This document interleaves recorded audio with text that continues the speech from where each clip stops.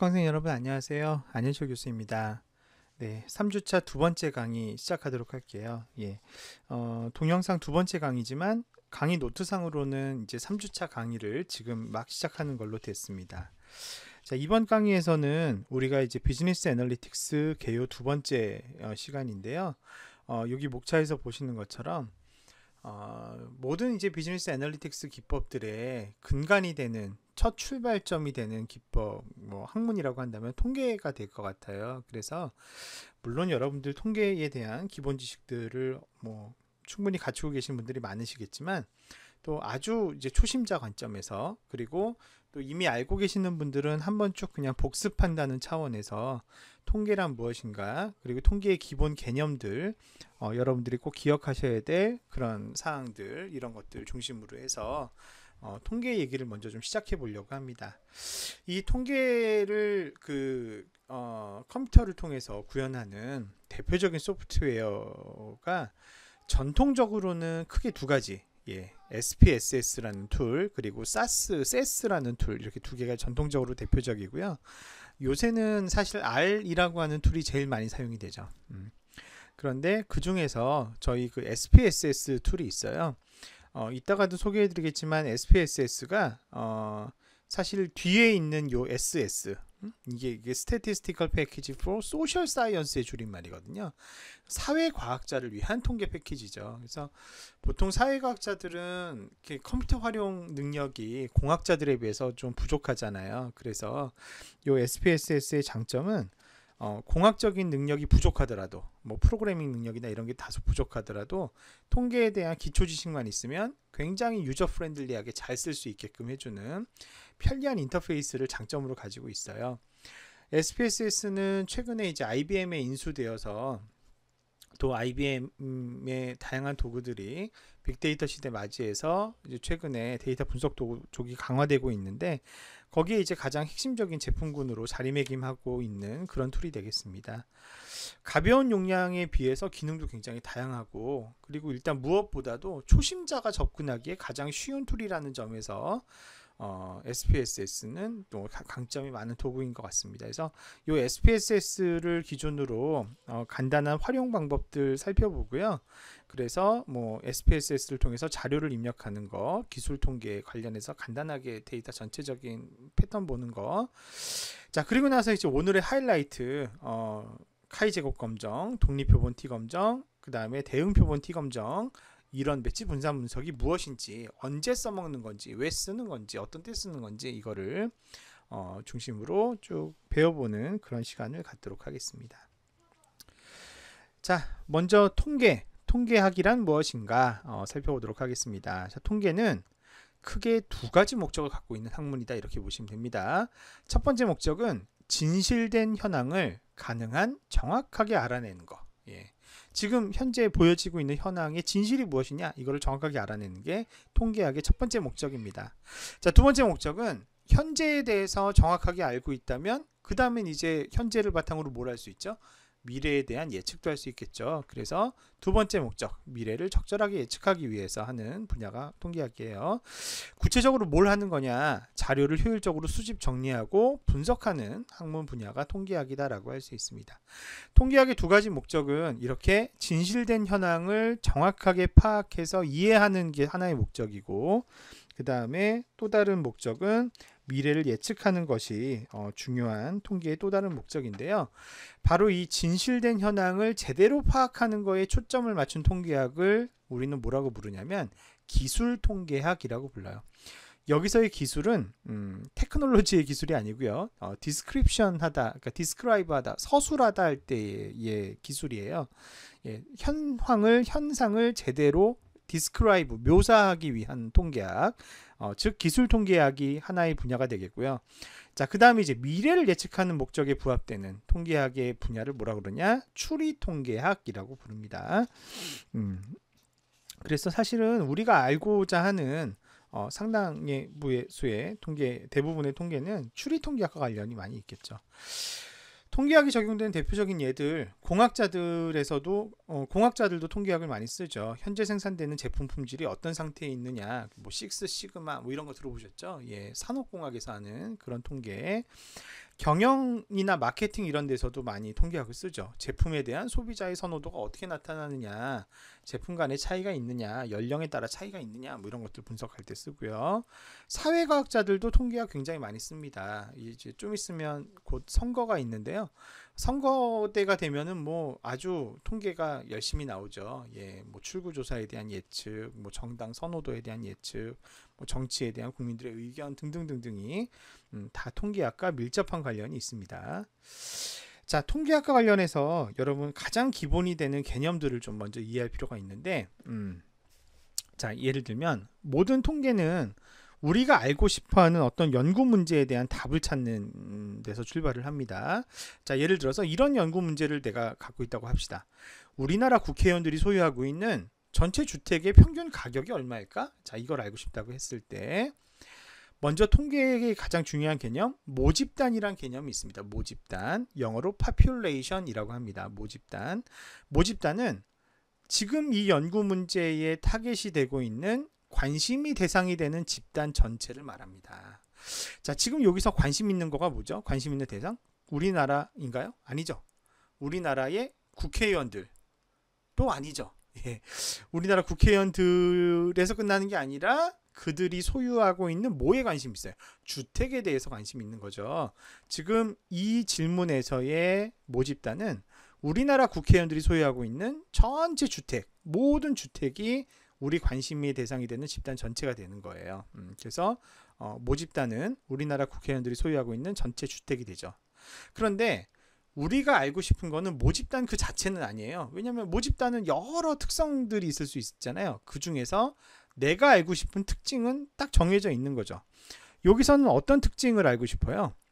가격이라는 특징을 특히 그것의 평균값을 알고 싶은 것이죠. 그래서 우리가 알고 싶은 거는 보통 모집단 그 자체가 아니라 모집단이 가지고 있는 특징을 나타내는 어떤 수치값을 알고 싶어 하는데, 예를 들면 여기서는 평균 가격이 되는 이러한 평균 가격에 해당되는 개념을 우리가 뭐라고 부르느냐?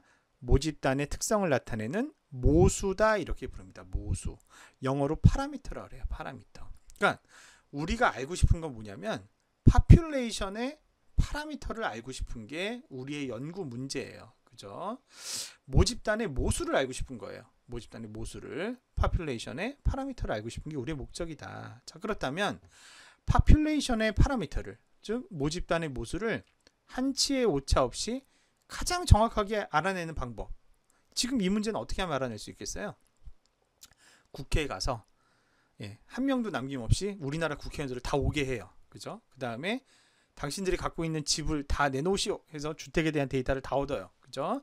그 다음에 그 주택들의 가격을 즉석에서 인터넷으로 다 조사해요. 엑셀로 만들어요. 그런 다음에 에버리지 함수로 평균 내면 가장 정확한 우리나라 국회의원들이 소유하고 있는 모든 주택의 평균 가격을 바로 계산할 수 있겠죠. 이렇게 모집단에 속한 모든 개체들을 하나도 남김없이 일일이 다 조사해서 모수를 찾아내는 조사 방법을 한국어로 뭐라고 그러냐면 전수조사라고 그래요. 전수조사. 예. 전체를 다 조사해라 라고 하는 거죠. 전수조사. 이 전수조사를 영어로 표현하면 여러분들이 하실 거예요. 예. 전수조사가 영어로 센서스예요. 센서스. 센서스라는 말 어디서 많이 들어보셨죠? 예. 뭐 합니까? 통계청에서 얼마마다 한 번씩 10년에 한 번 합니다. 10년에 한 번씩 인구 센서스라는 걸 하잖아요. 우리나라 국민 전체를 대상으로 하는 전수조사 통계조사 방식, 그거를 인구 센서스라고 하죠. 그때 이제 들어본 표현일 겁니다. 센서스. 이 센서스 전체를 다 조사하는 거기 때문에 모수의 값을 가장 정확하게 알아내는 방법이에요. 예. 그러니까 뭐 센서스가 정확도로 따지자면 가장 좋은 방법이겠죠. 모집단의 모수를 찾아내는 제일 좋은 방법인데 이거는 쉽게 쓰기가 어렵습니다. 왜 그렇죠? 시간, 비용이 어마어마하게 많이 소요되기 때문에 함부로 쓰기가 어려운 거예요. 제가 아까 통계청이 10년에 한 번씩 한다고 말씀드렸는데 그거 왜 10년에 한 번씩 하냐? 뭐 시간과 비용이 어마어마하게 들기 때문에 그래요. 여러분 그 인구 주택 총조사가 있을 때, 센서스가 있을 때쯤 되면은 1년 전부터 정부가 준비하기 시작해요. 그리고 홍보대사 뭐 이런 것도 뽑아서 연예인들이 막 나와서 홍보도 하고요. 그 다음에 뭐 광고, TV에서도 광고 열심히 하고, 그 다음에 각 뭐 지역 통반장들이 막 돌아다니면서 일일이 다 수집하고 뭐 온 나라가 들썩들썩이잖아요. 그렇기 때문에 굉장히 많은 예산 소요됩니다. 시간은 물론이고요. 굉장히 많은 예산이 소요되고 사실은 이제 센서스를 하면 가장 정확한 통계값을 알 수 있다는 점에서는 장점이 있지만 이처럼 워낙 많은 시간과 비용이 들기 때문에 국가에서도 10년에 한 번 꼴로 진짜 큰맘 먹고 해야 될 정도로 이게 쉽지 않다라는 겁니다. 자, 모집단의 모수를 우리는 알고 싶은데 이거를 센서스로 하면 가장 정확하게 알 수 있는데 이거는 시간과 비용이 너무 많이 든다. 그렇다면 조금 더 비용 효율적인 대안이 없을까 해서 나오게 된 것이 바로 표본을 이용해서 조사하는 방법이에요. 표본은 뭐냐? 모집단을 다 조사하는 게 센서스라고 했잖아요. 그런데 모집단을 다 조사하는 게 아니라 모집단의 일부분만 뽑아내서 조사를 하는 거예요. 자, 그러면 우리가 알고 싶은 거는 모집단의 뭐라 그랬어요? 모집단의 모수를 알고 싶다 그랬잖아요. 파라미터. 그런데 나는 지금 표본만 조사했어. 그러면 모수는 알 수 있어요? 없어요? 모수는 알 수 없죠. 아직. 내가 갖고 있는 건 뭐예요? 표본만 갖고 있는 거고 또 그걸 통해서 뭘 계산할 수 있을까요? 표본의 특징값을 계산할 수 있겠죠. 표본의 특징값. 이 표본으로부터 얻어진 표본의 특징값을 우리가 뭐라고 부르느냐? 통계량이라고 불러요. 예, 스태티스틱스라고 하죠. 영어로 스태티스틱스. 그러니까 이 표본 추출 방식은 어떻게 하는 거냐면 원래 우리가 알고 싶은 거는 모집단의 모수인데 모집단의 모수를 정확하게 아는 방법은 센서스인데 센서스는 시간과 비용이 많이 들어가기 때문에 모집단의 일부인 표본을 뽑아서 표본으로부터 뭘 계산해요? 통계량을 계산해요. 그 통계량으로 뭘 추정하는 거예요? 모수를 추정하는 겁니다. 모수를 추정하는 거예요. 즉 표본에 대응되는 게 모집단, 그죠? 그 다음에 통계량에 대응되는 게 모수예요. 통계량으로 모수를 추정하겠다 하는 것이 표본 접근 방법이 되는 겁니다. 이렇게 하면 모수와 표본으로부터 추출된 통계량은 값이 동일할까요? 동일하지 않을까요? 동일할 수도 있지만 동일하지 않을 가능성이 높죠. 즉 100% 정확하기는 어려워요. 운 좋게 정확할 수도 있지만 정확하지 않을 가능성이 높은데 하지만 표본을 적당하게 잘만 뽑기만 한다고 하면 거의 모수와 비슷한 거의 모수와 비슷하게 근접한 값을 제공해 줄 수 있기 때문에 하지만 대신에 시간과 비용은 엄청나게 절약할 수 있기 때문에 통계 조사의 99%는 전수조사를 하는 것이 아니라 바로 이 표본을 통해서 추정하는 조사를 많이 하게 되죠. 우리가 맞닥뜨리는 각종 여론조사 뭐 이런 것들 전부 다 표본으로 조사하는 거잖아요. 그죠? 시간과 비용을 절약하지만 근데 그렇게 뽑은 여론조사 결과랑 실제 나중에 개표 방송에서 나오는 투표 결과 보면 요새 어때요? 굉장히 많이 비슷하죠. 예. 조금만 가지고도 그렇게 잘 알 수 있는 다양한 과학적 방법들이 개발이 된 거예요. 그런데 표본을 통해서 분석한 통계량이 모집단의 모수를 정확하게 추정을 하려면 제일 중요한 게 뭐냐? 모집단을 대표하게끔 표본을 잘 뽑는 게 중요해요. 그래서 이 표본을 뽑아내는 과정을 우리가 한글로 표본 추출이라고 부르고요. 영어로는 뭐라고 할까요? 영어로 네, 표본 추출은 영어로 샘플링이라고 해요. ing 붙여서 샘플링. 샘플링을 잘해야 돼요. 샘플링을 잘해야 되는데 샘플링을 잘못하면 아주 어처구니 없는 결과가 나올 수가 있어요. 샘플링을 잘못해서 통계 분석이 잘못 이루어진 대표적인 해프닝의 사례로 1936년 미국 대선 사례가 있어요. 이때 어떤 일이 있었냐면 민주당의 프랭클린 루즈벨트 후보랑 공화당의 알프렌돈 후보가 이렇게 경쟁을 하고 있었던 거예요. 그런데 이 1930년대 당시에 전화 있죠, 전화. 예, 전화가 막 이제 보급되기 시작한 겁니다.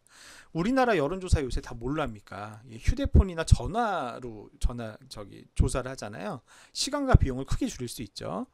이 당시에도 전화가 막 이제 활성화되기 시작하고 보급되기 시작하니까 시장조사 업체들이 전화를 이용해서 어느 후보를 지지하는지를 막 조사를 해본 거예요. 그랬더니 어느 집에를 전화를 하든 대부분의 가정에서 우리는 공화당의 알프렌돈 후보를 지지합니다. 이렇게 답변을 한 거죠.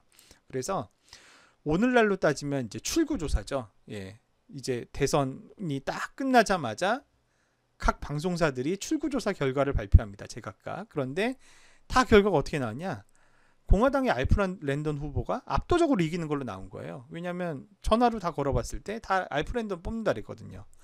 그런데 막상 개표를 해보니까 여러분들 미국 역사 아시잖아요. 루즈벨트 대통령으로 기억하고 있잖아요. 그죠?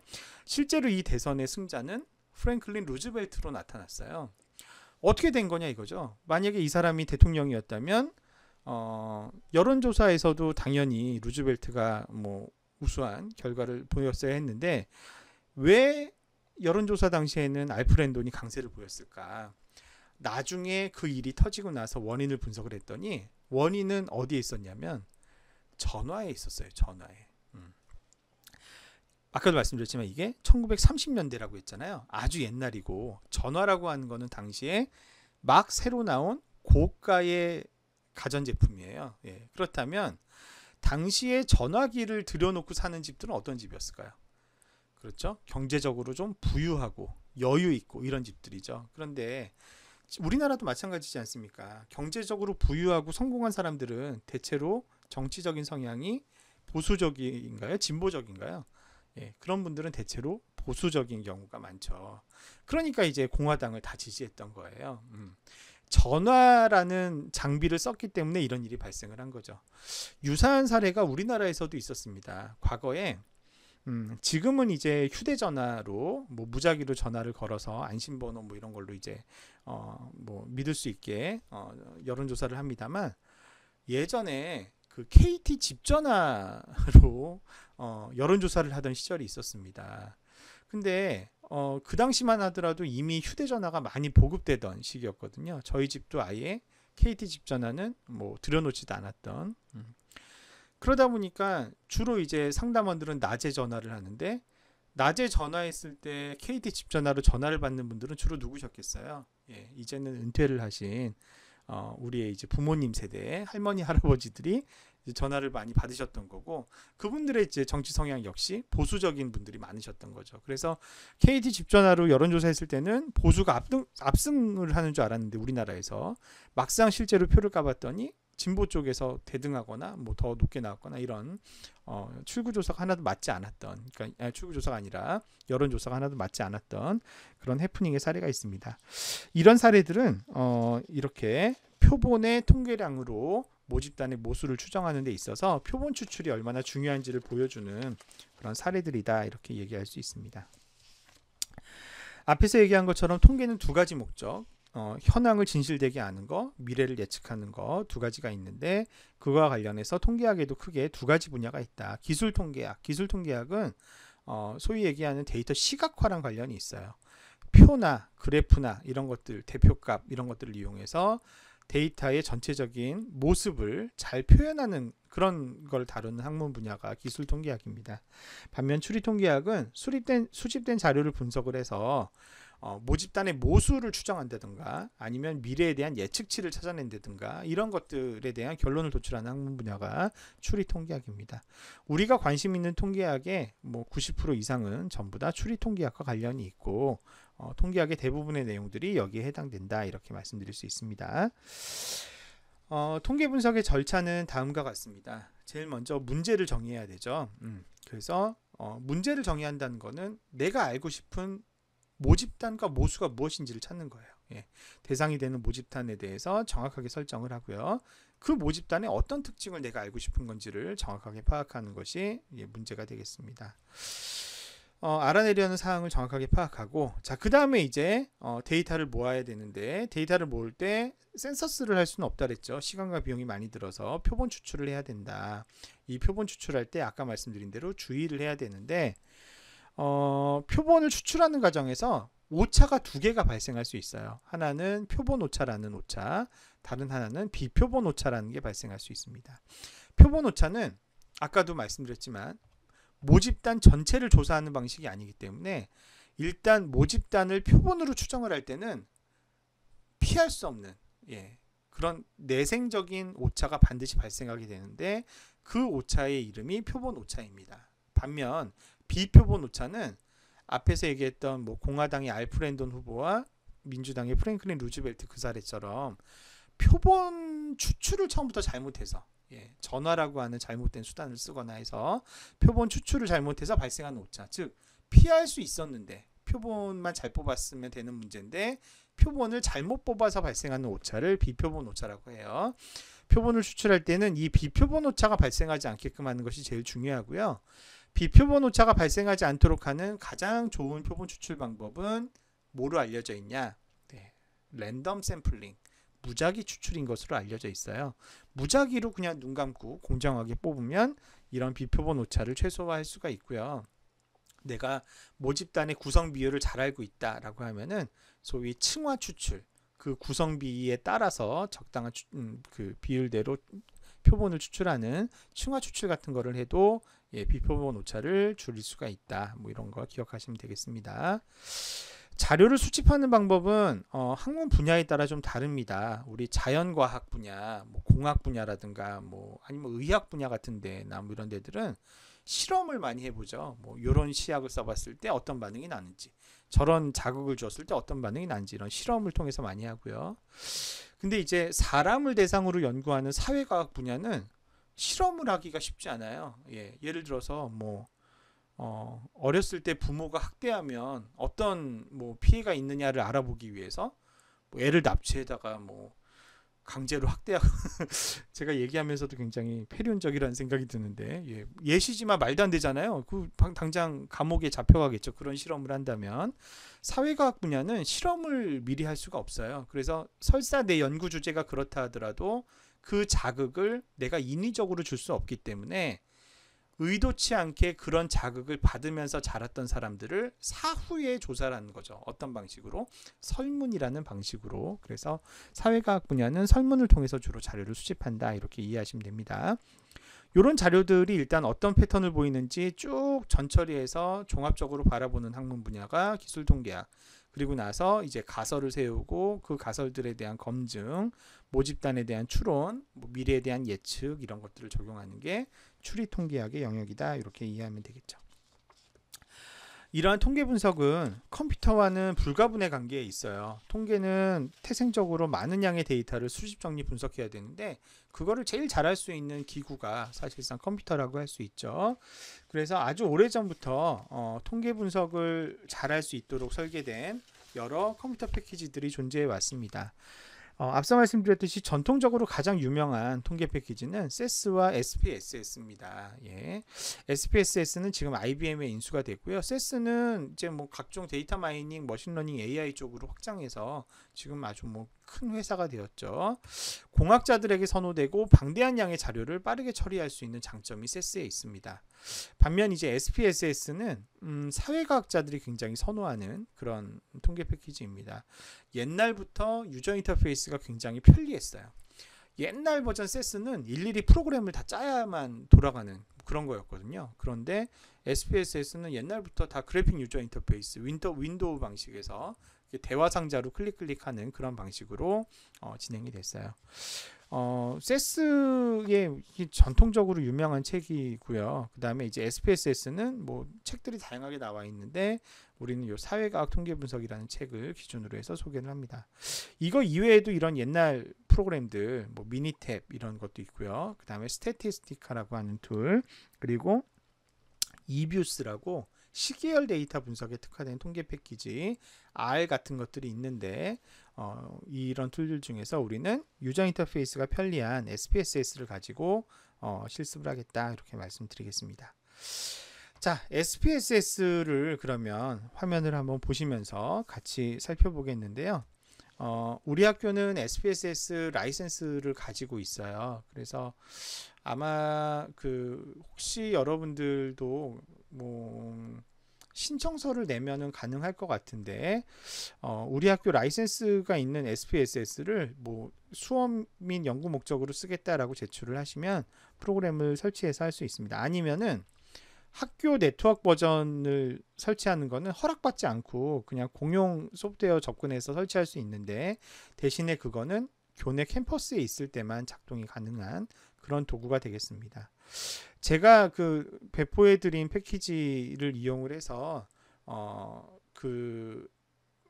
30일인가요? 일주일인가요? 그 트라이얼 버전으로도 사용을 해보실 수도 있겠습니다. 자, 이거는 이제 IBM SPSS 학교 그 라이선스 버전을 실행한 화면이 되겠습니다. 자, 전체적인 화면 구성 한번 보시겠는데요.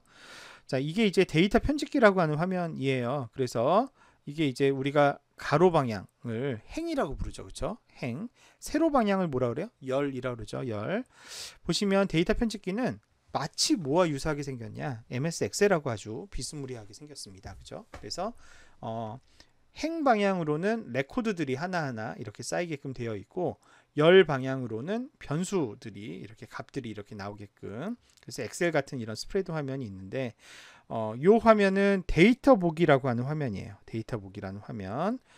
여기서 바로 옆에 있는 변수 보기 탭을 딱 클릭하면 여기 이제 변수들을 지정을 할 수가 있는 겁니다. 변수들을 예를 들어서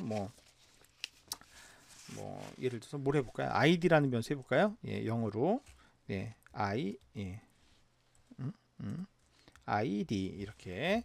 예, 그러면 이제 id라는 변수가 이렇게 만들어지고, 변수에 대한 유형을 뭐 숫자냐, 뭐 아니면은 뭐 날짜냐, 뭐 문자냐 이제 지정할 수도 있겠고요.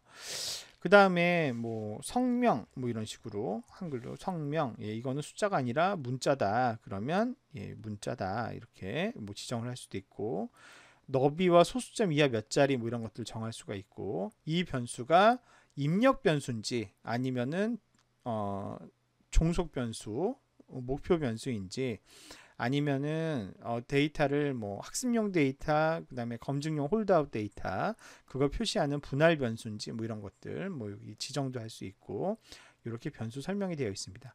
척도라고 하는 거는 뭐 아까 배웠죠. 명목 척도, 순서 척도, 그다음에 뭐 또 일반 척도는 여기 척도라고 되어 있는 이거는 이제 평균 계산이 가능한 컨티뉴어스한 측정 척도가 되겠습니다.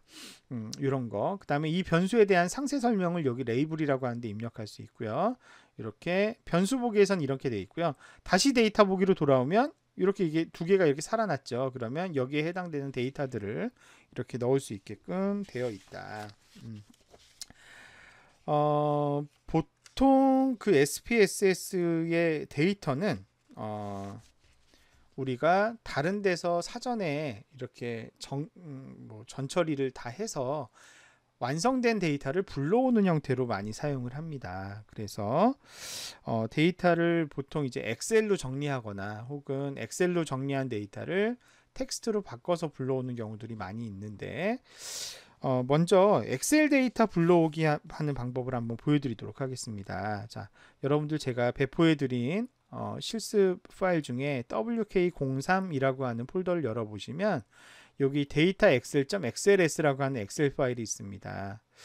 이 엑셀 파일 보시면 이렇게 실습 1101 이렇게 돼 있고 여기 이런 내용들이 들어있는 걸 확인할 수 있죠. 자, 이거를 만약에 내가 여기서 불러온다라고 하면 열기 누르시고, 그 다음에 wk03 여기에 자 파일 유형이 지금은 SPSS로 되어 있는데, 요거를 보시면 SPSS는 데이터 유형이 SAV나 GSAV라는 양식으로 되어 있어요. 근데 우리가 불러오고 싶은 데이터는 엑셀 데이터죠. 엑셀 데이터 엑셀 얘를 불러오겠다. 열기.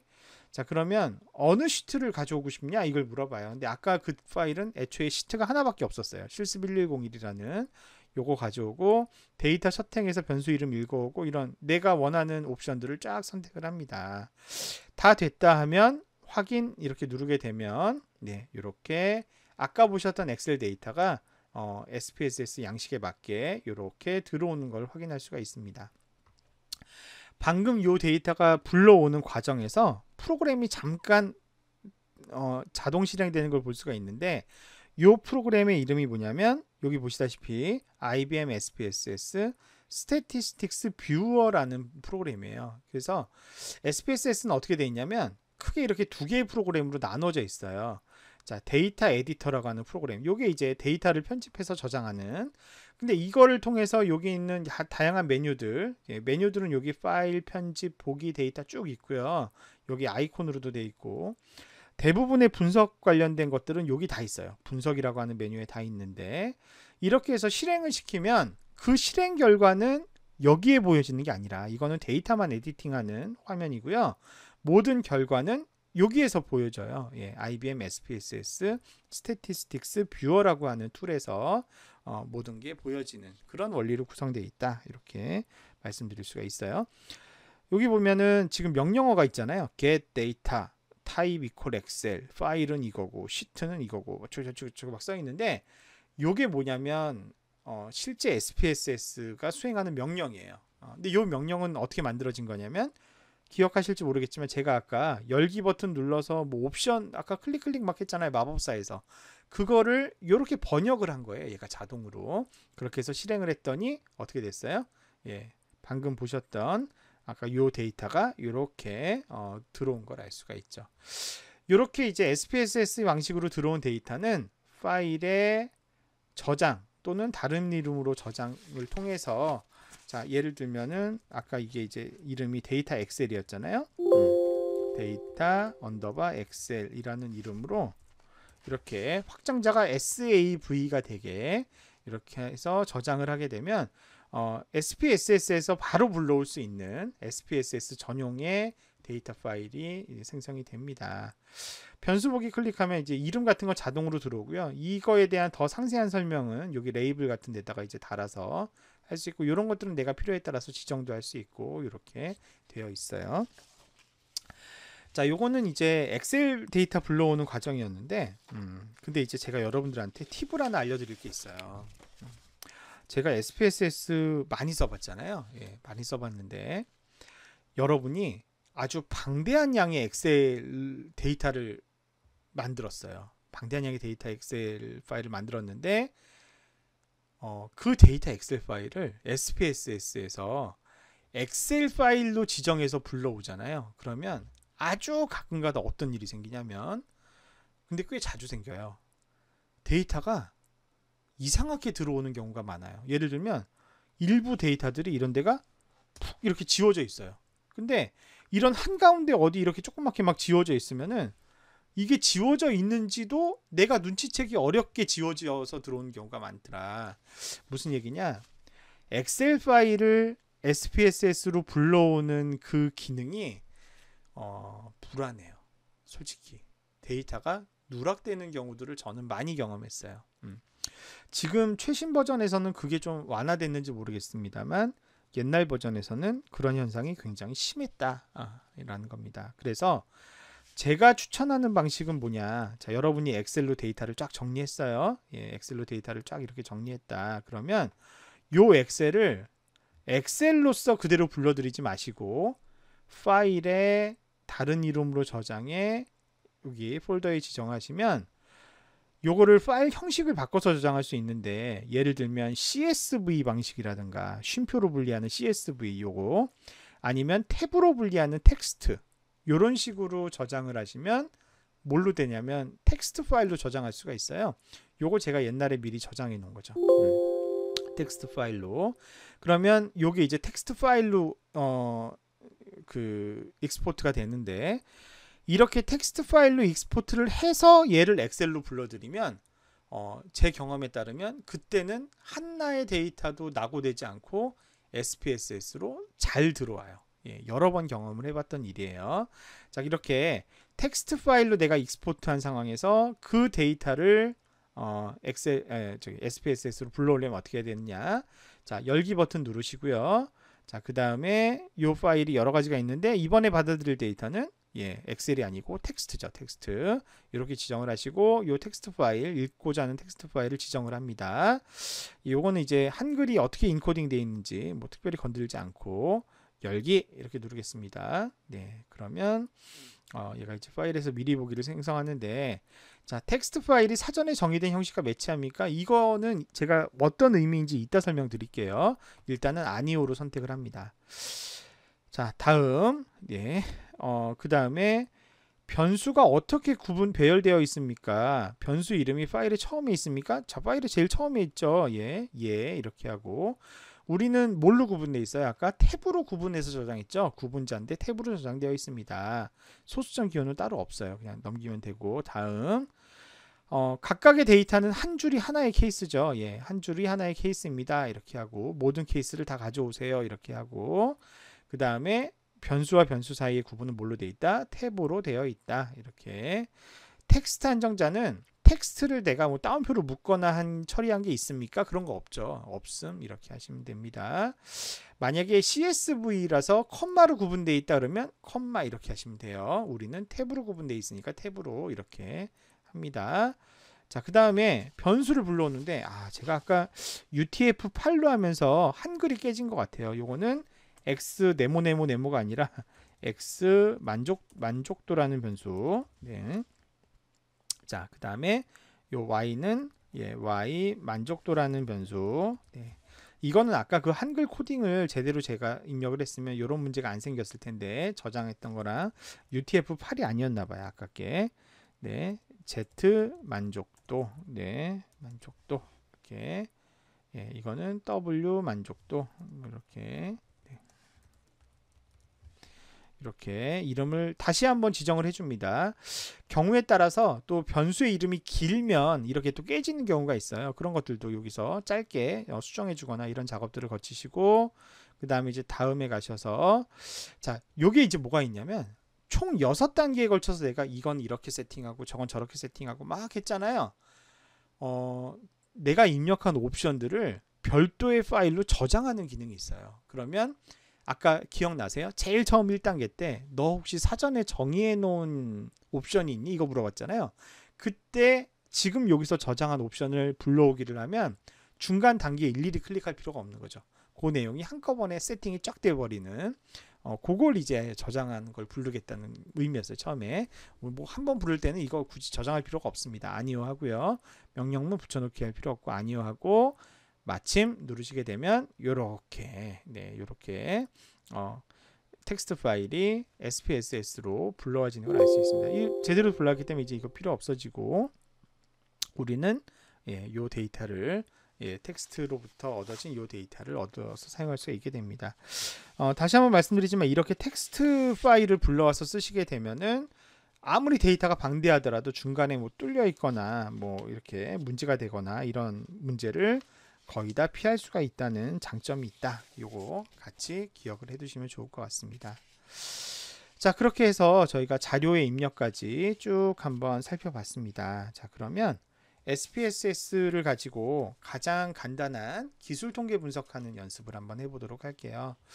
우리가 기술 통계 분석에서 제일 많이 하는 분석 중에 하나는 빈도 분석입니다. 빈도는 특정 데이터가 얼마나 자주 출현했느냐 이거죠. 예를 들면 남자라고 된 건수가 많을까, 여자라고 한 건수가 더 많을까, 빈도수가 많을까 이런 거 분석할 때 빈도 분석할 수가 있습니다. 빈도 분석은 분석 밑에 기술 통계 밑에 빈도 선택하면 되는데요. 이따 뭐 보면서 같이 하도록 할 텐데 지금 같이 보면서 하겠습니다. 자, 여기 보시면 성별도 성별은 없네요. 성별 있네요. 성별. 그 다음에 뭐 나이. 그 다음에 뭐 소득, 뭐 만족도 이런 것들이 있는데 자, 분석의 기술 통계량 여기에 빈도 분석 이렇게 클릭하면 다양한 이제 빈도 분석 결과를 볼 수가 있다. 그래서 예를 들어서 나는 성별에 대한 빈도 분석 보고 싶다. 그러면 성별 변수 선택해서 이렇게 끼워 넣기. 그 다음에 뭐 나이도 보고 싶다. 뭐 끼워 넣기. 소득도 보고 싶다. 끼워 넣기. 이런 식으로 할 수가 있습니다. 자, 그 다음에 여기 통계량이라는 버튼을 누르시면 4분위 수를 본다든가 뭐 100분위 수를 본다든가 뭐 이런 것들도 우리가 추가할 수가 있습니다. 4분위 수는 이거예요. 상위 25%의 기준점. 그 다음에 뭐 하위 25, 그 다음에 50%, 상위 50%, 그 다음에 상위 75%, 즉 하위 25%죠. 이렇게 3개. 그러면 집단이 3개로 나누면 똑같이 3개로 나누면 4개씩, 그러니까 4조각으로 나눠지게 될 거 아니에요. 3번 칼질을 하면 그거에 대한 기준값을 알려주는 게 4분위 수가 됩니다. 상위 25%, 상위 50%, 상위 75% 이렇게 3개의 기준값을 알려주는 그게 4분위 수 보는 거고요. 만약에 절단점 10개는 동일하게 나누고 싶다 그러면 상위 10%, 20%, 30%, 40%, 50%, 60%, 70%, 80%, 90%까지 또 절단점을 알려주는 게 이 절단점. 만약에 뭐 하위 2%, 5% 이런 걸 알고 싶으시면 100분위 수에 내가 값을 넣고 추가해서 하는 방법도 보실 수가 있고요. 그 다음에 이제 중심 경향이라고 하는 데에서는 뭐 평균 값이라든가 중위수라든가 최빈 값이라든가 이런 거 볼 수 있습니다. 자, 평균은 뭐냐? 배웠죠. 다 더해서 n분의 1. 그 다음에 중앙값은 작은 것부터 큰 것 중 나래비 세웠을 때 한가운데 값. 그 다음에 최빈 값은 뭐다? 예, 빈도수가 가장 많은 거. 지금 6 같은 경우에는 혼자 3번 나오죠. 이런 것들 볼 수가 있겠고요. 자, 그 다음에 여기 보시면 뭐 분산, 범위, 뭐 표준 편차 뭐 이런 것도 볼 수 있고, 최대값, 최소값, 범위, 뭐 스탠다드 에러 평균. 자, 그 다음에 이제 외도 첨도 이런 것도 볼 수가 있네요. 외도 첨도. 자, 외도 첨도는 의미를 좀 여기 이제 이해하시면 좋겠는데요. 외도 첨도는 이런 겁니다. 외도는 분포가 어느 한쪽으로 치우쳐져 있느냐 요거를 보는 거예요. 예. 그래서 전혀 치우쳐져 있지 않다. 좌우 이렇게 대칭으로 아주 딱 모양이 되어 있다라고 한다면 이때 외도값은 0값을 갖게 돼요. 예, 외도값이 0값을 가지면 완전히 노멀 디스트리뷰션을 따르게 되는 겁니다. 그런데 만약에 이게 양의 값을 갖는다, 플러스 값을 갖는다, 그러면 어떻게 되냐면 여기 보면은 긴 오른쪽 꼬리를 갖는다 이랬죠. 요 그림 중에 가운데 그림 보이세요? 이렇게 그러니까 왼쪽으로 봉이 이렇게 휙 올라오고 오른쪽으로 길게 꼬리가 나오는 요거는 이제 양의 값을 갖는 스큐니스인 거예요.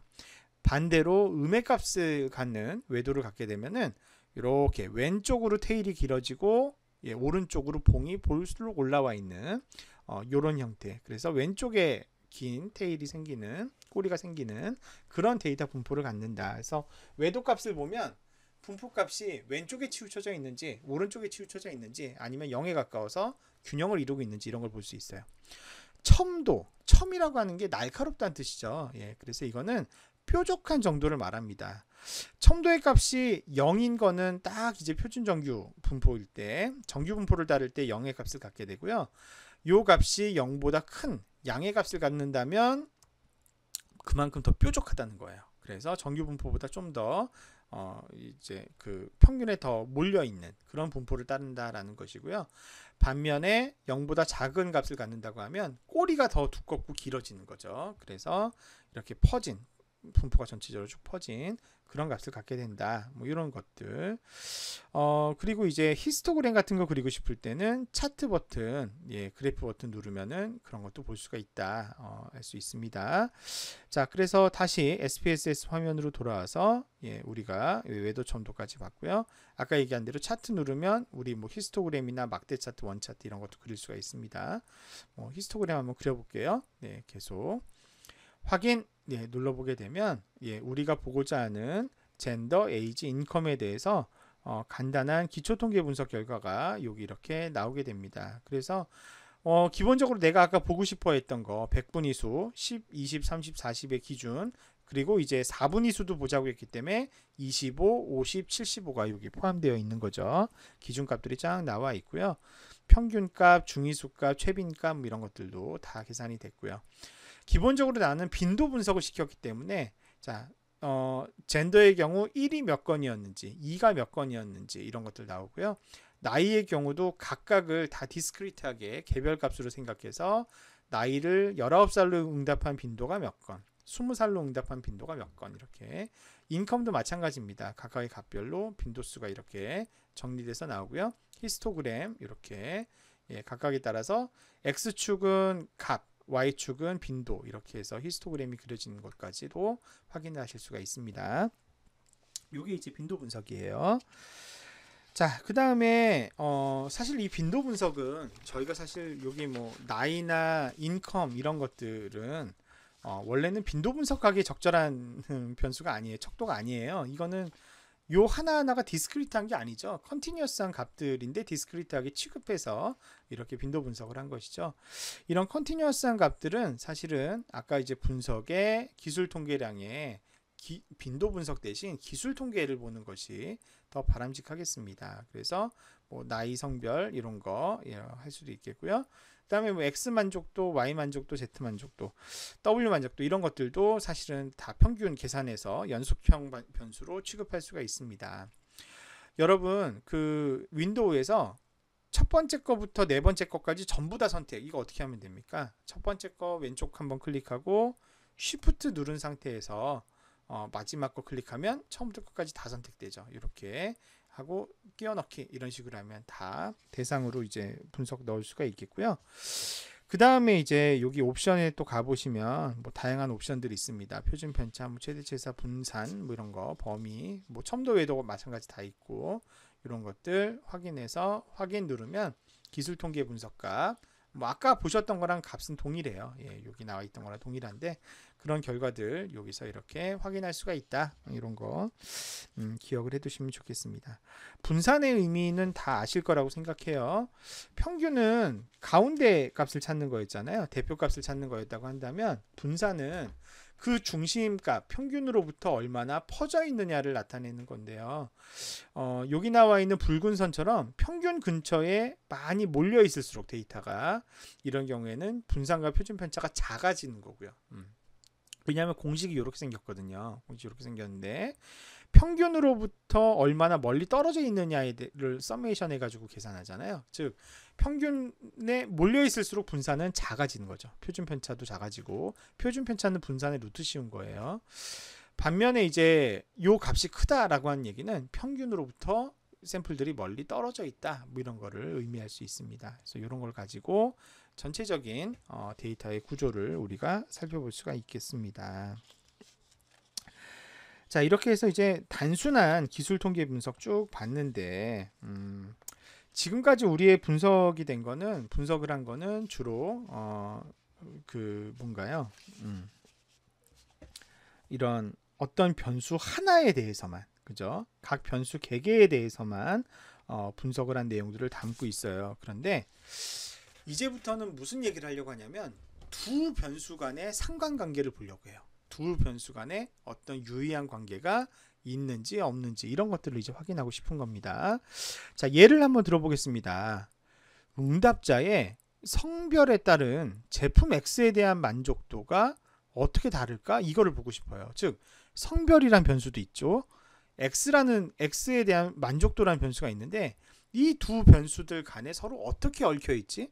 어떤 관계가 있을까를 보고 싶다라고 할 때 그때 이제 분석할 수 있는 기법을 우리가 교차표, 영어로 크로스스텝 분석이라고 합니다.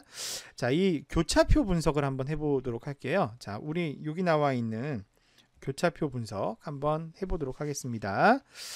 자, SPSS에서 분석에 가서 기술 통계에 있어요. 기술 통계에 가보면 아까는 빈도 분석, 기술 통계까지 했는데 그 아래 한번 보세요. 뭐가 있어요? 교차 분석이라는 게 있어요. 예, 요 교차 분석 클릭해 보겠습니다. 자, 뭐 어느 걸 행에다 끼든 어느 걸 영에다 끼든 관계 없습니다. 우리는 지금 두 개의 변수 간의 관계를 보고 싶어 하는데 하나는 성별이라고 하는 거고요. 다른 하나는 X 만족도예요. 성별에 따른 X 만족도의 뭐 관계가 어떻게 될까? 이거를 교차해서 분석해 봐라. 확인 눌러 볼게요. 확인 딱 눌러 보면 이렇게 나오네요. 자, 예를 들어서 성별 1이 남성이고 성별 2가 여성이라고 해볼게요. 남성의 경우에는 만족도 2점 준 사람이 5명, 3점 준 사람이 27명, 4점 준 사람이 9명, 5점 준 사람 1명밖에 없어요. 반면에 여성의 경우에는 2점 준 사람 4명, 3점 준 사람이 제일 많아요. 32명, 4점 준 사람 7명, 5점 준 사람 별로 없네요. 자, 여러분들 이거 패턴이 어때요? 남자들이 보여주는 만족도에 대한 패턴, 여자들이 보여주는 만족도에 대한 패턴 달라 보여요? 똑같아 보여요? 다르다기에 보기가 어렵죠? 굉장히 비슷해요. 그죠? 요거 한 대충 조금 있고 여기 매우 많고 여기는 이거보단 더 많지만 뭐 좀 적당히 있고 5는 거의 없고 이 패턴이 남자도 이렇고 여자도 이렇고 똑같잖아요. 즉 성별과 X 만족도는 관련이 있어 보여요? 없어 보여요? 없어 보이죠. 그런데 진짜 관계가 없다고 장담할 수 있어요? 그렇게 물어본다면 글쎄요, 뭐 장담할 수 있을 것 같기도 하고 없을 것 같기도 하고 뭔가 좀 더 추가적인 분석이 필요할 것 같은 느낌 아닌 느낌이 듭니다. 자, 우리 강의 노트에 있는 또 다른 예제 한번 볼게요. 자, 이번에는 새로운 파일을 한번 불러오게 해볼게요. 자, 이번에 불러올 파일은 제가 미리 준비한 파일인데 disabled라고 하는 SPSS 파일이 실습 파일로 준비되어 있습니다. 이거 한번 열어보겠습니다. 열기 이렇게 열면 자 여기 보면 뭐 변수들이 쫙 영어로 써 있는데 약자로 돼 있어 가지고 뭐 무슨 변수인지 잘 모르겠어요. 이럴 때 변수 보기를 클릭하면 여기 설명이 다 나오죠. 자 레이블에 가면 나와 있어요. 요 데이터는 실제 SPSS 홈페이지에서 제가 그 공개되어 있는 데이터 다운받은 건데 요 데이터는 뭐냐면 장애인 복지 종사자들의 근무 실태에 대한 설문조사 데이터예요. 즉 장애인 복지시설에 가서 봉사하시는 분들 있잖아요. 그 봉사하시는 종사자들로부터 수집한 데이터예요. 그 사람들이 결혼을 했는지 안 했는지를 조사했는데 1번은 미혼, 2번은 기혼, 3번은 기타. 기타는 뭘까요? 예. 돌싱 같은 거겠죠. 미혼도 아니고 기혼도 아니면 뭐 예, 돌싱 같은 거겠죠. 부양 가족 수 이거는 이제 뭐 몇 명까지 있고 응답을 안 한 사람들은 99라고 넣어 있는데 그게 이제 결측값을 의미하는 것이고 직무 만족도는 이렇게 5점 척도로 했는데 점수가 낮을수록 좋은 거예요. 네, 낮을수록 매우 그렇다 이렇게 되어 있습니다. 자, 그 다음에 성별은 1번이 남성, 2번이 여성 이렇게 되어 있고 연령은 뭐 그냥 요 만 값으로 되어 있고 최종 학력은 1번부터 6번, 7번, 8번 값이 높아지면 높아질수록 학력이 높은 수준으로 이런 데이터가 있어요. 자, 그런데 이 데이터에서 뭘 볼 거냐면 장애인 시설에서 근무하는 사람들의 결혼 상태와 그 다음에 남자냐 여자냐 하는 성별 간에 유의한 관계가 있을까? 이걸 한번 보고 싶어요. 자, 한번 우리 앞에서 그 교차표, 교차 분석 배웠으니까 교차 분석으로 두 변수 간의 관계를 한번 보겠습니다. 자, 교차 분석으로 하나는 그 사람의 성별, 그리고 또 하나는 그 사람의 결혼 상태. 우리 장애인 시설에서 봉사하시는 분들의 성별과 결혼 상태에는 서로 유의한 관계가 있을까? 자, 확인 한번 눌러서 볼게요. 자, 관계가 있나? 확인 딱 봤더니 봅시다. 남자가 있고 여자가 있는데 남자는 결혼을 안 한 사람은 6명이고 결혼을 한 사람은 28명이네요. 예. 그런데 여성은 결혼을 안 한 사람은 40명인데 결혼을 한 사람이 24명이에요. 즉 남자들은 기혼이 많고 여자들은 미혼이 많죠. 예. 아까는 어땠어요? 아까는 남자가 보여주는 X만족도의 패턴이나 여자가 보여주는 X만족도 패턴이 차이가 있었어요? 없었어요? 차이가 없었어요. 그런데 요건 어때요? 남자는 확실히 기혼이 많은 것 같고 여자는 확실히 미혼이 많은 것 같고 서로 어때요? 패턴이 다르죠. 예. 패턴이 다르다는 건 무슨 얘기일까요? 장애인 종사자가 남자인지 여자인지를 알면 이 사람이 결혼을 했는지 안 했는지를 예측하는데 도움이 되겠어요? 안 되겠어요? 도움이 되죠. 만약에 이 사람이 남자라고 대답하면 아마 이 사람은 미혼일 가능성이 높아요? 기혼일 가능성이 높아요? 기혼일 가능성이 높다는 게 이 데이터가 보여주는 결과죠. 그렇죠? 남자는 기혼이 많아요. 만약에 그 어떤 사람 내가 잘 모르는데 장애인 복지 종사자가 자기가 여성이래요. 그러면 이분은 결혼을 안 했을 가능성이 높아요? 했을 가능성이 높아요? 안 했을 확률이 더 높죠. 그죠? 왜냐하면 뚜렷하게 이렇게 보이니까. 그래서 성별과 결혼 상태는 장애인 시설에 관련이 있어 보여요. 성별로 결혼 상태를 예측할 수 있고 결혼 상태로 성별을 예측할 수 있고. 하지만 여긴 어땠어요? 성별을 안다고 해서 X 만족도 예측할 수가 있겠어요? 없겠어요? 예측하기 어렵죠. 왜냐하면 성별에 따라서 패턴의 차이가 나와야 내가 뭐 이걸 예측을 할 텐데 패턴의 차이가 없어 보이니까. 자, 지금 이 빈도표만 봐가지고는 교차표만 봐가지고는 유의한 관계가 있다 없다를 자신 있게 얘기하기가 상당히 어려워요. 특히나 통계적으로 유의한 차이가 있다 없다 얘기를 하자면 그거는 더 뭐 확신을 갖고 얘기하기가 어려워지겠죠. 자, 그런 문제를 해결하기 위해서 등장하는 것이 지금부터 배우고자 하는 카이 제곱 검정이라고 하는 내용이 되겠어요. 카이 제곱 검정.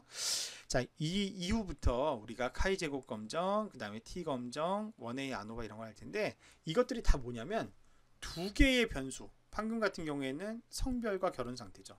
이런 두 개의 변수 간에 통계적으로 유의한 관계가 있을까 없을까를 분석하는 다양한 그런 통계적 검정 기법들의 예시가 됩니다.